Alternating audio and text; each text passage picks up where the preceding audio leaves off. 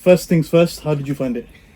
Well, I think it How did you was. find it? Look, the thing is, I know if I start speaking because I've got the truth on my side. That's all it is. Of course. I've got the truth on my side. Allah has put the truth in my way. If I start speaking, they can't handle it. They can't handle the truth, which is why the interruptions started to come in. Statistically, if you look at the actual kind of Man, there were interruptions, so many interruptions. it was incessant interruptions. In the beginning, I mean, to be honest with you, before we even started this thing, bro, like Yeah.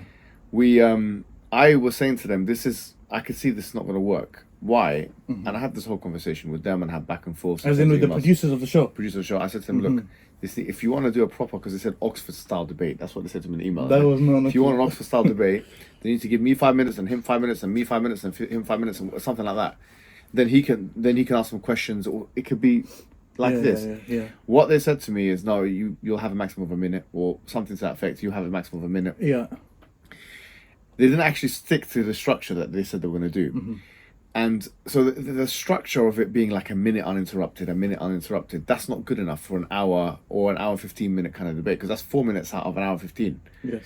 There should be at least 10 minutes each uninterrupted. Yeah. So, I mean, Piers Morgan come out and saying, oh, this is this and that. Well, he wanted it like that. I spoke to his producers and I said to them, this is going to end up being interruption. Because how can you speak for 1 minute and make a I said, coherent point? if you want an Oxford debate, then you're going to have to do a proper, like me speaking for 5 minutes, him speaking for 5 minutes. And when he was speaking, I was quiet. And for the most part, when I was speaking for the minute, he was quiet. He's capable of that because we saw him in the Oxford Union against Christopher Hitchens. He had a debate, by the way, this guy with Christopher Hitchens, back in the day, like 20 years ago or something like that. Yeah. He's capable of that. I'm capable of that. Of course. Yeah. But I think what happened is they knew that I had the charismatic advantage and I had the articulation advantage. Yes. I think they did know that. Indeed, yeah. If you give me 60 seconds, a lot of damage can be done. Bro, to be honest with you, I'm not just saying it because you're here and you're my friend or whatever and stuff like that. But like, if anyone watched the debate for the first time, actually, some of you may not even know who Rabbi Shmuley is. Yeah. In the Jewish community, he's actually quite a respected figure. He's been around for a long time. I mean, it's the Orthodox. They reject this guy. They excommunicate him. But like, he's been He's popular. He's popular. He's been around for a very long time. Even in the debate scene, some people may watch the debate and think it's his first time debating.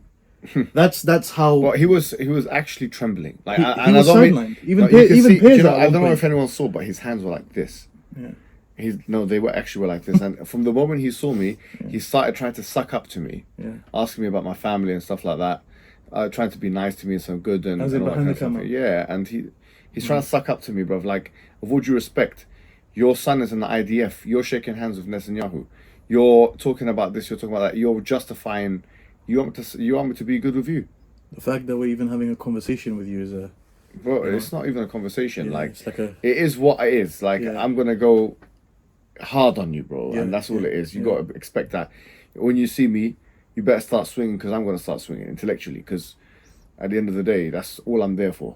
There's one point, I wanted to focus on, and which is, Israel on a general level, the way that they've been basically pushing out their propaganda is they paint themselves as figures of democracy in the Middle East. We are the only democratic nation in the Middle East. We are the fighters of freedom in the Middle East. Even Shmuley expressed it in the debate that, this is the only place where Palestinian women and Arab women can walk freely in the Middle East. When in the same video, which is really, it's a bit interesting, in the same interaction, he's actually praising, the rulers of Dubai and stuff like that. In the same one, he's taking a dig at them, right?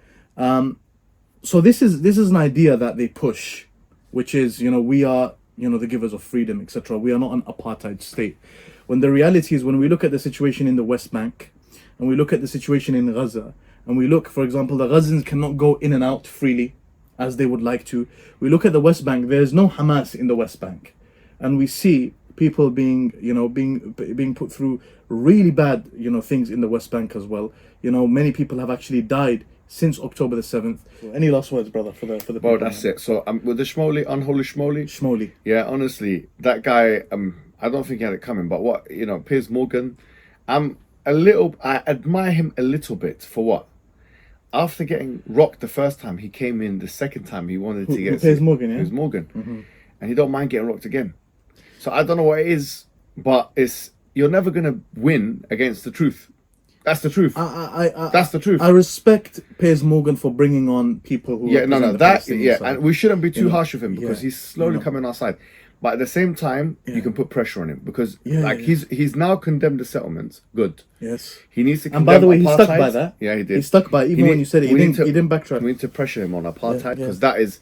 And do you know how you pressure him on it? Explain how it makes him a sympathizer of racism on Twitter and other places. Yes, apartheid is an impossible case. Trust. You saw it. You saw it in the debate. It's unbelievable. Apartheid and then the 100-to-1 ratio. That I'm just gonna because we realize that the arguments need to be short and sweet. 100-to-1 ratio argument, which is the Gaza argument, the apartheid argument, the collective punishment argument. Collective punishment argument. And if you want the terrorism argument, these are the best. Now, you would have noticed, by the way, just one more thing. I didn't engage with genocide or ethnic cleansing. Do you know why? It's not because I don't believe there's a genocide going on or that there's no ethnic cleansing. Yeah. It's because in international law, the evidentiary bar that is required to prove those things is exceedingly high. So if someone's good with international law, they'll say, okay, but this is what qualifies to be a genocidal And then thing, they can just and try then they'll drag you into a technical debate and undermine your point. Now, there's a difference between these terms being used, okay, genocide and ethnic cleansing, in a vernacular sense, in a dictionary definition sense. You can use those terms, no problem. But if you're going down the international law arguments, which is what we're effectively, because that's the only tool which can moderate the situation at the moment and cause public opinion to change. We're not speaking to Muslims. You understand? Yeah, of course not. I mean, we're speaking to. We're not doing taqdees of. We're not saying that it's a holy law. Like, do you get me? We don't. We're using it instrumentally. We don't think this is a holy law. It's a perfect law. We're using it instrumentally. But what I'm saying is that if you make the argument of ethnic cleansing and genocide in international law context. A seasoned debater will drag you into that and complicate matters. So what I'm saying is, the strongest argument, collective punishment, undoubtedly, because the definition of collective punishment is clear. Apartheid, very clear, because the definition is clear. Number 3, terrorism, at least the UN definition. Certainly. Like, how could that not apply to the IDF? And the 100-to-1, I'm going to call it the 100-to-1 argument, which is the ratio argument. Those 4 things in combination, you'll beat anyone debate, because there's no way you can lose unless you don't know what you're talking about. These arguments are unstoppable arguments. They're bulletproof arguments. They are impervious or they're unsusceptible to counterattack.